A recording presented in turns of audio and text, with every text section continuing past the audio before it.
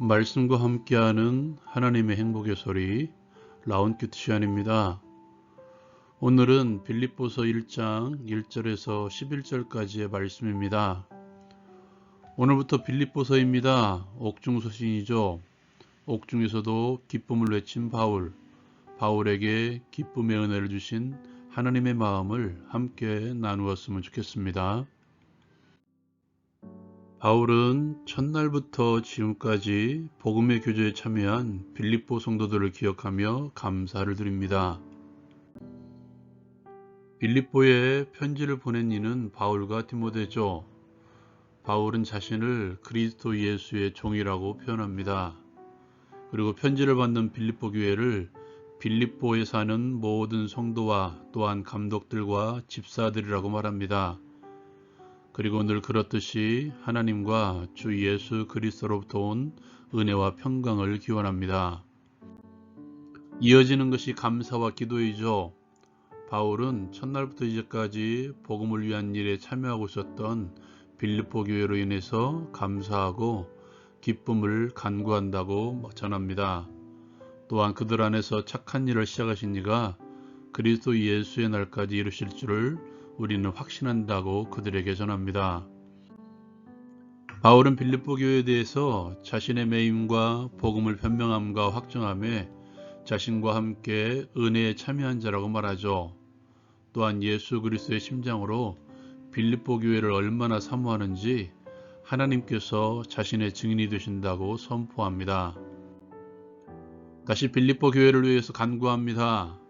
너희의 사랑을 지식과 모든 총명으로 점점 더 풍성하게 하사 너희로 지극히 선한 것을 분별하며 또 진실하여 허물 없이 그리스도의 날까지 이르고 예수 그리스도로 말미암아 의의 열매가 가득하여 하나님의 영광과 찬송이 되기를 원한다고 바울은 기도합니다.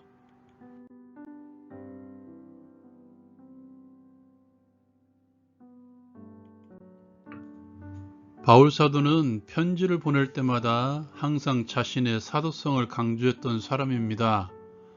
자신의 사도됨을 강조함으로써 자신의 복음 전파와 이렇게 서신을 보내는 후에 정당성을 부여한 것이죠. 그런데 빌립보 교회에 보내는 편지에서는 자신의 종됨을 먼저 드러냅니다. 아니, 자신의 종됨만을 선포하고 있죠. 그리스도 예수의 종 바울과 디모데.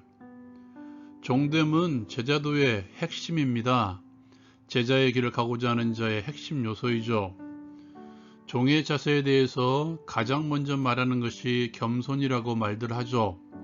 그러나 성경 당시의 종의 개념은 겸손의 차원을 넘어서는 것입니다.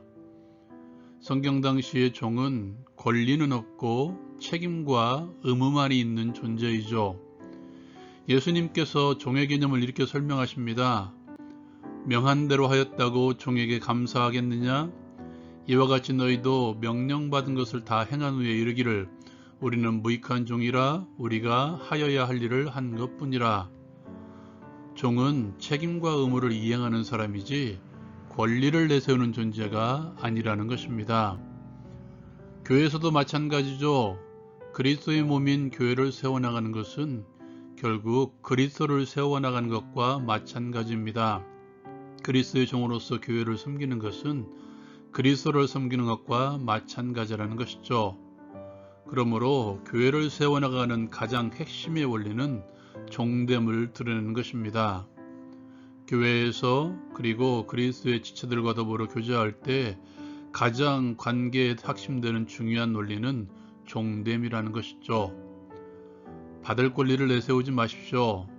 내가 이렇게 했는데도 불구하고 라고 말하는 순간 우리는 받을 대접을 먼저 생각하시죠. 기억하십시오. 감사를 기대하지 마십시오. 그리고 마땅히 해야 할 일을 한 것뿐입니다. 거기에는 또한 우리의 생명의 소유권마저 주인에게 드리는 것입니다. 종은 생명의 소유권이 자신에게 있지 않고 주인에게 있는 존재입니다.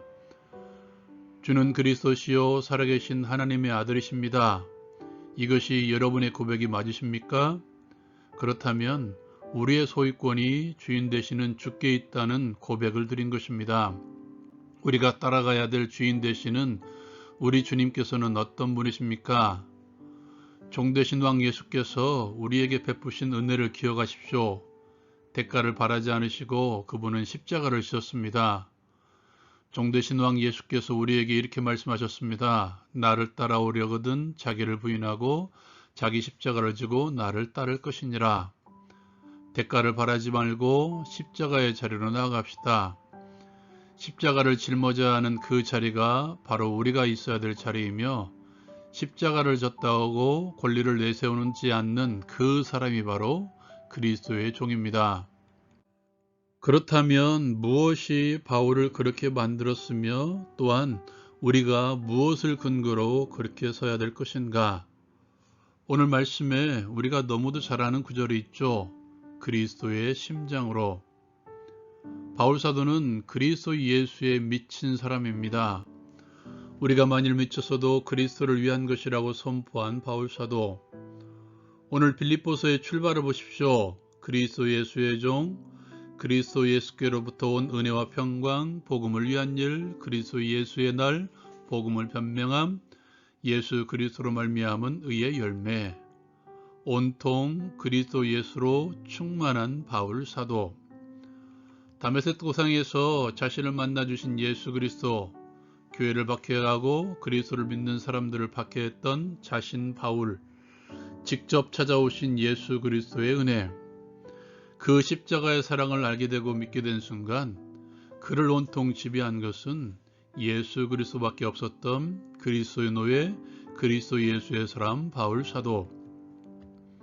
그리스도 예수의 심장이 가득 차 있는 그에게는 온통 모든 이들이 예수의 눈으로 바라볼 때 사랑의 대상으로밖에 보이지 않았을 것입니다.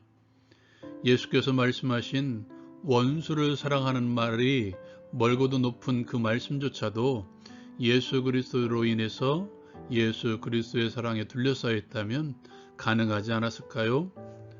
바울 사도는 그 사랑으로 성도들을 위해 감사했으며 그 사랑으로 빌립보 교회 성도들을 위해서 기도했으며 그 사랑으로 인해서 빌립보 교회의 하나됨을 선포했습니다.